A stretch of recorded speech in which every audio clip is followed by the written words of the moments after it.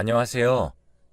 금지 옥엽으로 키운 하나밖에 없는 딸을 잃고 죽지 못해 살아온 69살 먹은 할머니입니다.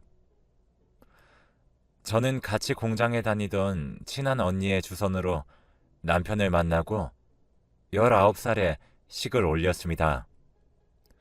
남편도 공장에서 일하는 사람이었는데 조용하고 무뚝뚝하지만 그래도 성실하고 다부진 면이 있어서 의지하며 살았었네요.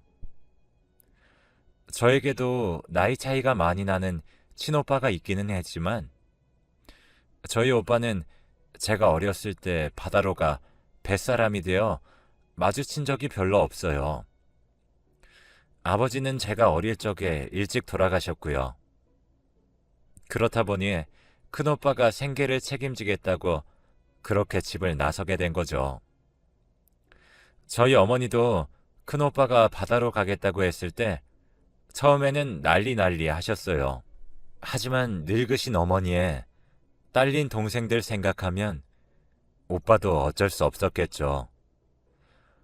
그래서 막내였던 저는 아버지에 대한 기억도 오빠에 대한 기억도 별로 없습니다. 그렇다 보니 남자가 어떤지 연애가 뭔지도 잘 몰랐고요.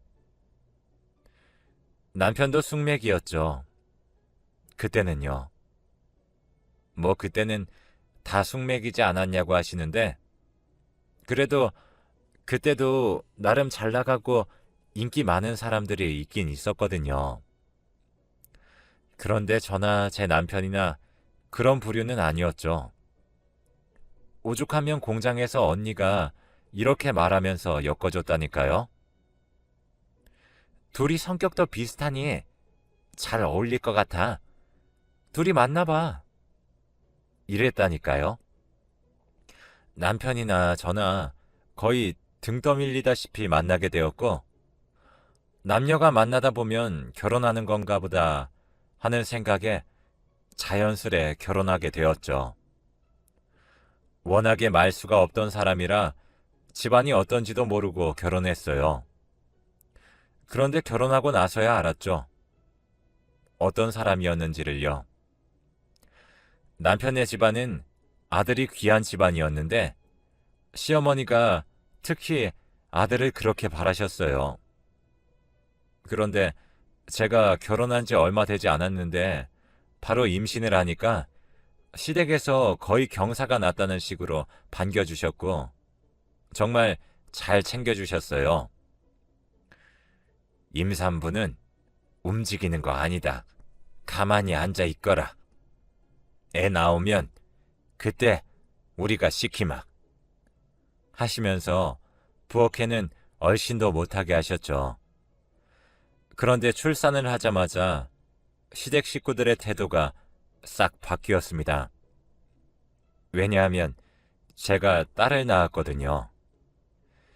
여자가 몸 관리를 못해서 딸을 낳았다느니 살림을 못하면 애라도 잘 낳아야 되는데 꼬락서니 보아하니 답답하게 생겼다느니 귀한 아들 잘못 장가 보냈으니 니네 집에서 시댁에 돈 좀 보내라고 그거라도 받아야 속이 덜 뒤집어지겠다느니 생전 듣도 보도 못한 온갖 구박을 겪었습니다. 그런데 더 힘들었던 건 남편의 태도였어요. 남편은 시댁의 논리에 세뇌를 당해서 저는 이미 못되고 못나고 무능력한 사람이 되어 있었죠. 남편은 점점 저를 멀리하고 어느 순간부터는 거들떠도 안 봤어요. 공장은 낮 시간조, 밤 시간조 이렇게 두 개의 조가 번갈아 가면서 돌아가는 구조였는데 저는 아이를 낳고는 일을 그만두었어요. 그래도 공장 일이 어떻게 돌아가는지 알고 있기 때문에 출퇴근 시간이라던가 하는 일들은 다 뻔한 건데도 남편은 그 알만한 시간들에 맞춰 생활하지 않았어요. 혼자 일을 더 하는 건지 누구랑 교제를 한 건지 제가 남편의 일정을 알 수 없게 행동을 하더라고요. 그러더니 어느 순간부터는 낮 시간에 일하고 들어와야 하는 일정인데도 들어오지 않았고요. 밤 시간에 일하면 새벽에 들어와야 하는데 출근하기 직전에 들어와 씻고만 나가는 때도 많더라고요. 당연히 수상했죠. 하지만 의심하거나 추궁하지는 않았습니다. 시댁으로 인해 부부 사이는 서먹서먹할지라도 제가 지 새끼를 낳았는데 애한테 매정하게 굴 리가 없다고 생각했죠.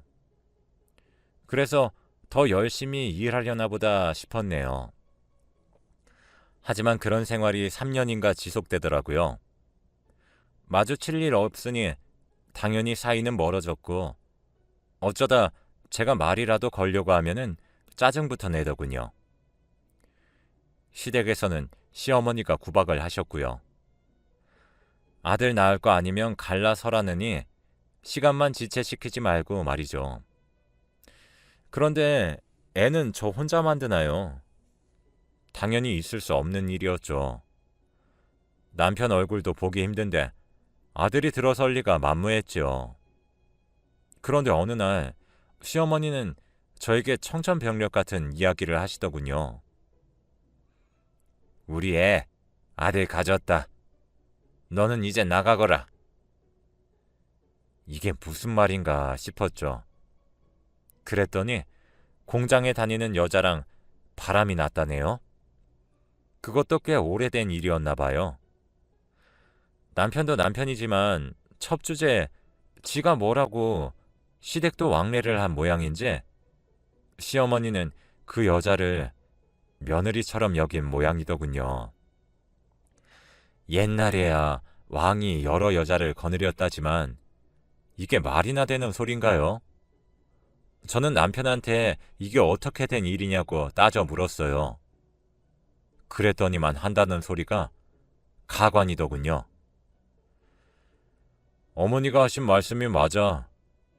그 여자가 낳은 아기 아들이란다. 그래서 그 여자랑 살 테니까 너도 네 갈 길 가라. 하루아침에 쫓겨난 신세가 되고 저는 4살 된 딸을 업고 길바닥에 나앉았습니다. 친정에는 차마 갈 수가 없겠더라고요. 딸이 이런 푸대접을 받고 쫓겨난 걸 엄마가 아시면 얼마나 속상하시겠어요. 그래서 친정에도 발길을 끊었습니다. 그리고는 기사식당에 숙식 제공되는 곳이 있다기에 전화를 걸어 물어보았죠. 부엌 옆에 방이 있어서 일하다가 힘들면 쉬기도 하고 24시간 운영되다 보니까 직원들이 번갈아가며 눈붙이는 곳이 있다고 하더라고요. 남자, 여자 이렇게 나누어진 공간이 2개나 있으니 숙식은 걱정 없다는 말에 당장 제가 일할 수 있으니 시켜만 달라고 했죠. 그리고 일을 시작하는 첫날 저는 겁없이 아기를 업고 그 식당에 찾아가 부엌으로 들어갔습니다. 손님으로 생각했던 사장님은 곧바로 부엌으로 향하는 저를 보시고는 화들짝 놀라셨죠. 아니, 일을 하겠다는 사람이 애를 데리고 오면 어떡합니까? 사장님, 정말 죄송해요. 그런데 제가 애가 있다고 하면은 사장님이 저를 직원으로 써주지 않으실 것 같아서 염치불구하고 이렇게 왔습니다. 제발 저 좀 일할 수 있게 해주세요. 사장님은 기겁을 하셨지만 제 딱한 사정을 들으시고는 알았다고 하시더라고요. 그러면서 그 2방 옆에 창고로 쓰고 있던 쪽방이 있었는데 2평 남짓 되는 작은 방이지만 저랑 아이가 생활하는 데는 괜찮을 거라면서 머물 공간을 마련해 주시더군요. 사장님의 따뜻한 배려에 일하러 온 첫날부터 눈물 콧물을 쏟았습니다. 사장님 덕분에 2평 남짓한 그 쪽방이 저에게는 궁궐보다 편안하고 안락했네요. 그렇게 일을 하면서 아이를 키웠는데 혼자 산 지 2년인가 밖에 지나지 않았을 때 뜻밖의 소식이 들려오더군요. 무슨 소식이었냐고요? 남편의 사망 소식이요. 정말 어이가 없죠? 남편은 저랑 헤어지고 공장 다니는 다른 여자랑 바람이나 살림을 차리고 잘 사는 것 같더니만 원래 시댁이 집안 내력으로 병이 있대요. 그래서 조심히 살아야 한다고 했나 봐요. 근데 남편이 나름 두 집 살림하느라 고생을 좀 한 건지 몸이 무거운 것 같아서 병원에 가봤더니만 혈액암이라는 진단을 받고 얼마 안 지나서 하늘로 가버렸다고 하는 겁니다. 원래 남편 덕볼 생각도 없었고 남편이 애한테 정을 주거나 그런 건 아니었어서 별로 슬프지도 않았어요. 그런데 딸을 생각하니 속상하긴 하더라고요. 저한테는 쓸모없는 남편이었지만 딸아이는 아직 한참 어린 아이인지라 그동안 아빠 없이 살았다고 하더라도 앞으로도 아빠의 손길이 더 필요한 순간이 많을 텐데 아예 아빠의 존재가 사라지는 건 너무 슬프지 않나 해서요. 그런데 이제 와서 그런 게 무슨 소용이 있나요? 애비 노릇 하고 가라고 붙잡을 수도 없으니 남들 몰래 저 혼자 한타만 늘어놓을 뿐이었죠. 그래서 딸에게 아빠의 빈자리를 채워주려고 노력을 많이 했어요. 제 사정을 아니까 식당 사람들도 제 딸을 자신들의 조카처럼 잘 챙겨주었어요. 그래서 저는 염치불구하고 딸에게 말했었죠. 아빠 대신에 식당 삼촌들이랑 배달 삼촌들이랑 사장님이 아빠처럼 항상 지켜주고 있으니 걱정 말아라. 알았지? 그래서 그런지 딸도 식당에서 사람들을 잘 따르면서 잘 지냈어요. 돈을 모아서 집을 마련하기까지는 상당히 오랜 시간이 걸리더군요.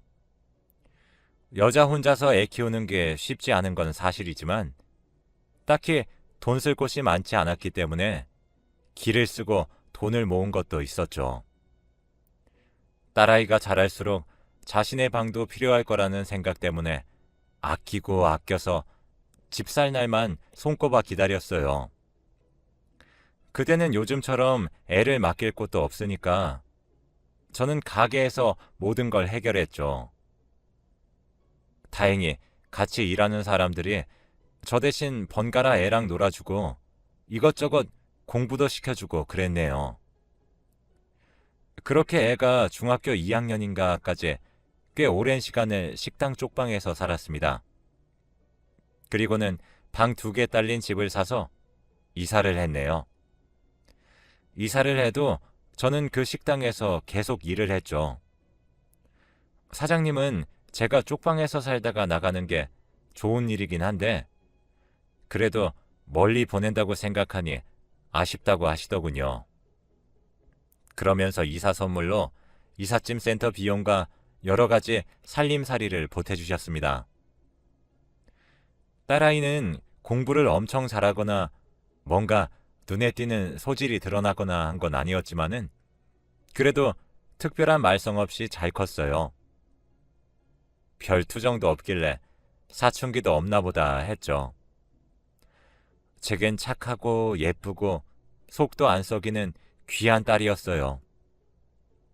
그런데 그렇게 착하고 예쁘기만 하던 딸아가는 고등학교를 졸업하자마자 결혼을 하겠다고 청천벽력 같은 말을 꺼내더군요. 처음으로 딸아이에게 크게 화를 냈네요. 그랬더니 딸이 그러더라고요. 왜 내 인생을 엄마 마음대로 하려고 해? 엄마가 고생하면서 살았으니까 넌 고생시키지 않으려고 하는 거야. 엄마가 고생했다고 해서 나도 고생할 거라는 것은 완전히 엄마 생각이잖아. 내가 잘 살 수도 있잖아. 결혼은 정말 신중해야 하는 거야. 아빠가 그러지만 않았어도 네가 그렇게 힘들게 자라지 않았을 거니까. 오히려 엄마의 그런 생각이 나를 더 힘들게 했을 거라는 생각은 안 해? 저는 처음으로 딸아이의 의견을 반대했습니다. 아무리 그래도 졸업하자마자 결혼을 하는 건 결혼에 성공할 확률보다 실패할 확률이 더 크다고 생각했어요. 어리니까 감정적일 수 있다고 생각했으니까요. 게다가 딸이 결혼하겠다고 하는 남자도 딸과 동갑이었으니 둘 다 20살인 거였죠. 둘 다 어리고 아직 경제적인 능력도 없는데 무턱대고 허락해달라고 하니 저는 답답한 노릇이었죠. 물론 그 남자의 부모도 마찬가지였겠죠. 처음엔 저도 고민을 많이 했어요. 그래도 애가 그렇게 좋다는데 어른들끼리 만나서 이야기나 해봐야 하지 않을까, 뭐 이런 생각이요. 그런데 한편으로는 그런 생각이 들더라고요. 부모들끼리 만나서 상의하겠다는 것 자체가 어느 정도 해결 방안을 찾아보자는 것인데, 그럼 애들 입장에서는 같이 극복해 나가자는 긍정적인 의사로 받아들일 수 있겠구나, 그런 생각을 하니 그 남자의 부모 얼굴을 보면 안 되겠다는 생각이 들더라고요. 그리고 저에게 먼저 연락이 오거나 한 것도 아니었고요. 그래서 끝까지 안 된다고 말했죠.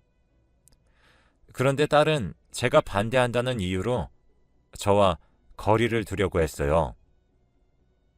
방 안에서 나오지 않으려고 하더라고요. 잘 설명하려고 했지만 딸아이는 제 말을 들으려고조차 하지 않았고, 저와 생활 패턴을 반대로 하는 등 저와는 전혀 마주치지 않으려 했습니다. 제가 식당에 아침 근무를 하러 나갔다가 저녁 때쯤 들어오면 딸은 제가 집에 오자마자 밖으로 나갔습니다. 밤에 나갔다가 새벽에도 들어오지 않았고, 어디서 밤을 꼬박 새우다 오는 건지 아침에 제가 출근하러 나가면 그제서야 들어오더라고요. 정말 미칠 노릇이었죠. 남편과 이혼했을 때보다 딸과 그렇게 지내는 시간이 더 힘들었을 정도니까요. 폭삭 늙는다는 느낌이 뭔지 정말 확실히 알겠더군요. 그렇게 3년을 딸과 말도 안 하고 지냈습니다. 그런데 어느 식당으로 건장한 청년이 들어오더라고요. 정중하게 저를 찾으면서 인사드리고 싶다고 하더라고요. 누구냐고, 무슨 일로 찾아오셨냐고 물었죠. 그랬더니 딸이 알려줬다고 하면서 제 딸과 결혼하고 싶다고 하더라고요. 그 남자는 무슨 일을 하고 있고 어떻게 살아왔는지 차분하게 설명해 주더군요. 그 남자는 조그마한 가게를 운영하고 있는 사람이었는데 딸아이와는 13살이나 차이가 난다고 했습니다. 나이가 어린 남자와 20살이 되자마자 결혼을 하겠다고 했던 것도 싫었지만, 이번엔 나이가 많은 남자와 결혼을 하겠다고 하니 그것도 마음에 걸리더군요. 그런데 그것보다 더 마음에 걸렸던 건 그 남자의 성장 환경이었습니다. 그 남자는 자신이 고아라고 하더군요. 아주 어릴 적에 부모님이 이혼을 했고 둘 다 아이를 키우지 않겠다고 하여 부모로부터 버려졌다고 해요.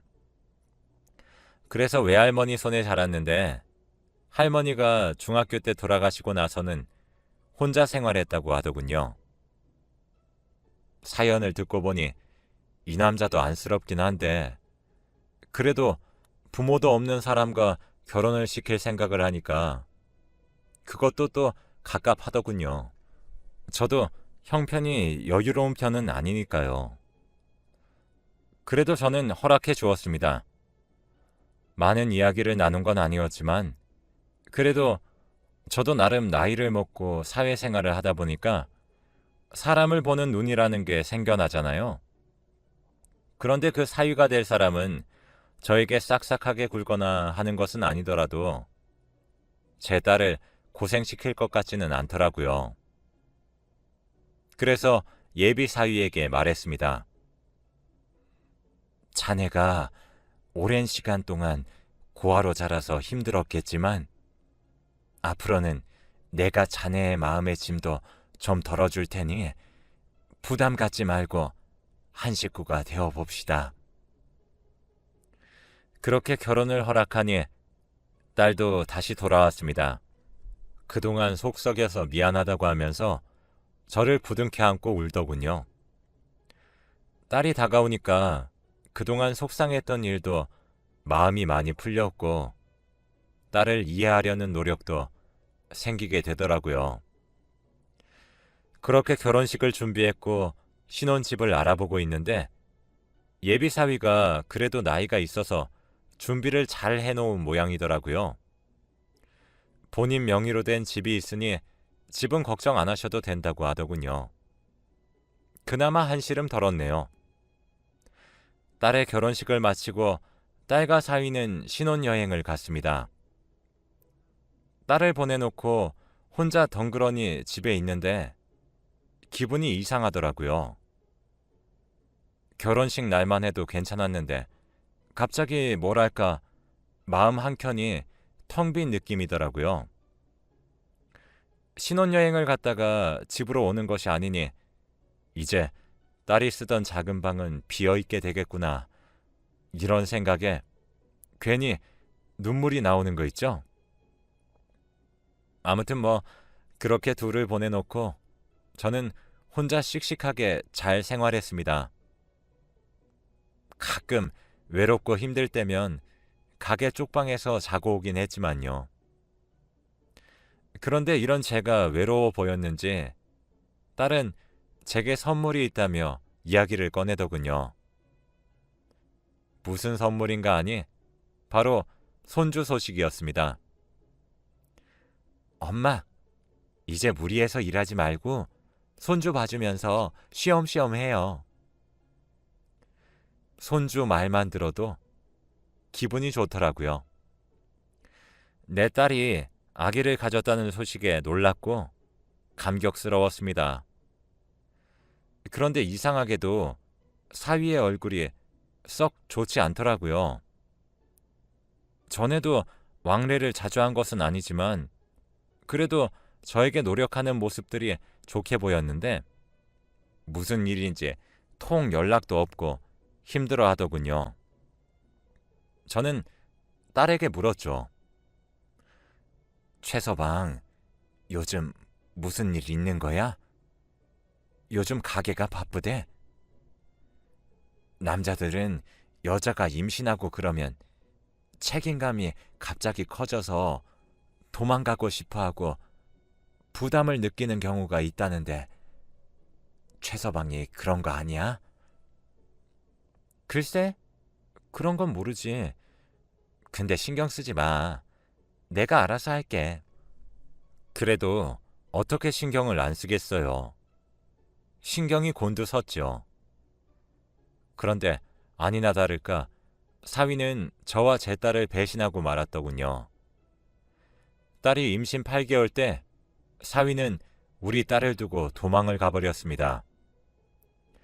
사위가 사놓았던 집은 팔아버렸고 새로운 집주인이 들어와 임산부인 우리 딸에게 나가달라고 사정을 하더라고요. 정말 청천벽력 같은 일이었죠. 저는 땅을 치고 후회했습니다. 한 번 더 말려볼 걸.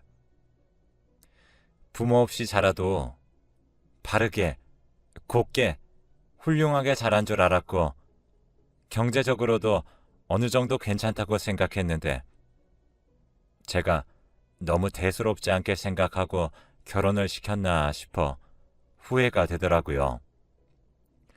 자다가도 사위 얼굴이 떠올랐고 저는 정말 너무 괘씸하고 답답하고 그렇더라고요. 아니 어떻게 나이도 있는 사람이 그렇게 책임감이 없을 수가 있을까요? 오히려 제 딸은 담담했습니다. 그래도 내 새끼인데 어쩌겠어. 내가 잘 키워야지 뭐. 딸은 금방 어른이 된 것 같더라고요. 딸은 얼마 후 딸을 낳았습니다. 아기가 어찌나 작은지 손녀딸을 품에 안고 살랑살랑 흔들며 걸었네요. 너무도 작은 것이 참으로 사랑스럽고 귀엽더군요. 딸은 아이를 낳고서는 저에게 부탁을 했습니다. 엄마, 내가 엄마가 되어보니까 이제 좀 알겠다. 애가 이렇게 작고 예쁘구나. 나도 이 아이를 위해서 열심히 살아봐야겠다는 생각이 드네. 엄마, 나 일해서 돈 벌어서 엄마처럼 내 힘으로 내 딸을 키우고 싶어. 엄마가 옆에서 좀 도와줄 수 있지? 아무렴, 그렇고 말고. 걱정하지 말고 지금은 일할 생각보다는 몸조리에 신경 써야 할 때야. 지금 관리를 잘해야 건강하게 일할 힘도 생기는 거야.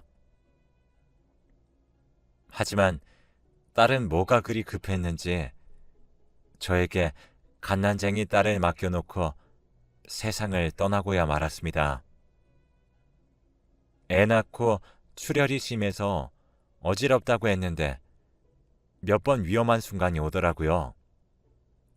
그래도 딸이 어리니까 괜찮지 않을까 싶었는데 딸은 갓난쟁이 딸을 두고 그렇게 가버렸습니다. 정말 뭐라 말할 수 없을 정도로 생각만 해도 심장이 찢어지는 듯하고 가슴이 아프고 저려옵니다.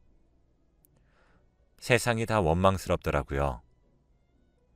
왜 나한테만 이런 시련이 닥치는 건가?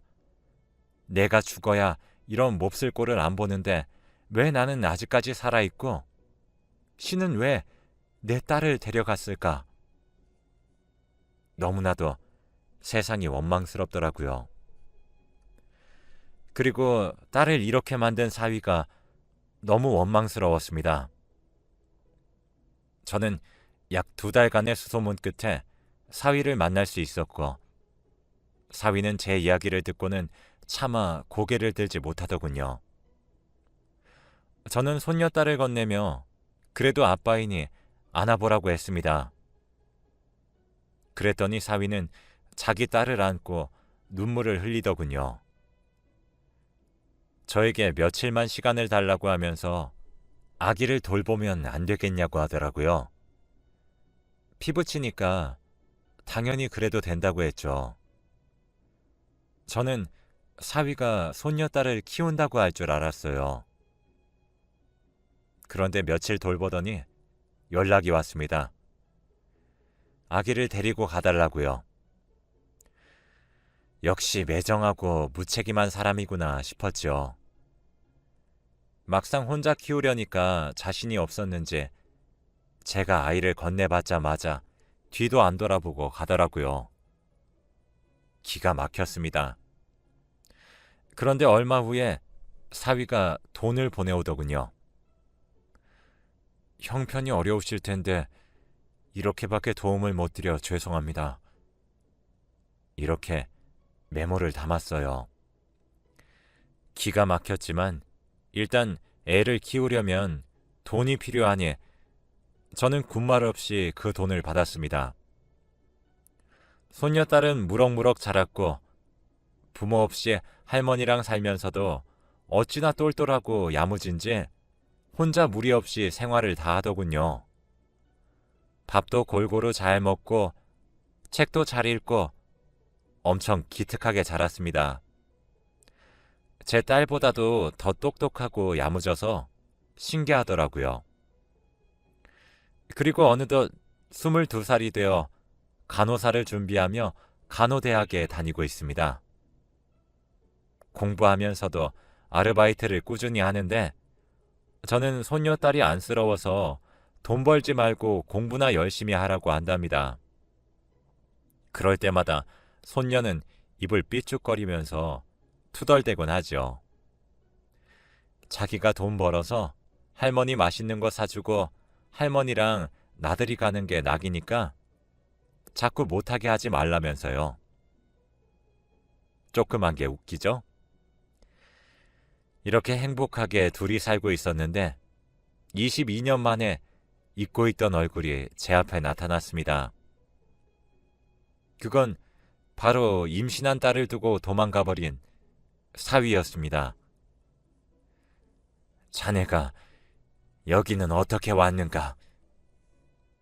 저는 퉁명스럽게 말했습니다. 그날로 영영 안 볼 거라고만 생각했는데 이제 힘들게 애 다 키워놨더니 데려가려고 하는 건가 싶어서 피가 거꾸로 솟는 기분이더군요. 그런데 사위는 가지고 온 서류들을 하나하나 꺼내놓으며 충격적인 진실을 이야기하더군요. 장모님, 지금부터 제가 하는 말을 잘 들으셔야 합니다. 사위의 표정은 사뭇 진지했습니다. 무슨 말을 하려고 그러는지 덜컥 겁이 나더군요. 장모님, 사실 그 아이는 제 딸이 아닙니다. 사위는 친자 확인 서류를 보여주며 이야기하더군요. 저는 이게 도통 무슨 소리인지 못 알아듣겠더라고요. 그러자 사진들을 꺼내놓더군요. 딸이 환하게 웃고 있는 사진들이었는데 딸이 사랑 가득한 눈으로 바라보고 있는 사람은 사위가 아니라 다른 남자였습니다. 얼핏 보니 익숙한 얼굴이더군요. 딸이 20살 때부터 결혼하겠다고 난리를 쳤던 바로 그 남자였습니다. 갑자기 손이 부들부들 떨리더군요. 사위는 말을 이어갔습니다. 얼마 전에 딸아이 아빠가 사망했습니다. 유산 상속을 일부 받을 수 있을 것이니까 찾아가 보시기 바랍니다. 사위의 얼굴은 무척이나 일그러져 있더군요. 제 딸은 사위를 만나기 이전부터 계속 그 남자와 교제를 해왔었는데 사위를 만나면서도 그 관계를 이어가고 있었던 거였다는 사위의 말에 저는 무척이나 혼란스러웠습니다. 도대체 무슨 생각으로 아이를 낳으려고 했었던 건지, 이미 이 세상에 없는 딸의 생각을 제가 알 수는 없지만 사위 볼 면목이 없더라고요. 사위가 그동안 얼마나 힘들었을지 감히 상상조차 어려웠습니다.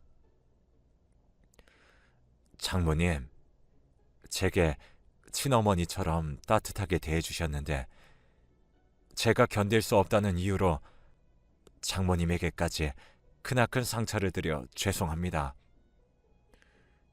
저를 용서하지 않으셔도 됩니다. 사위는 울면서 어렵게 말을 이어가더군요.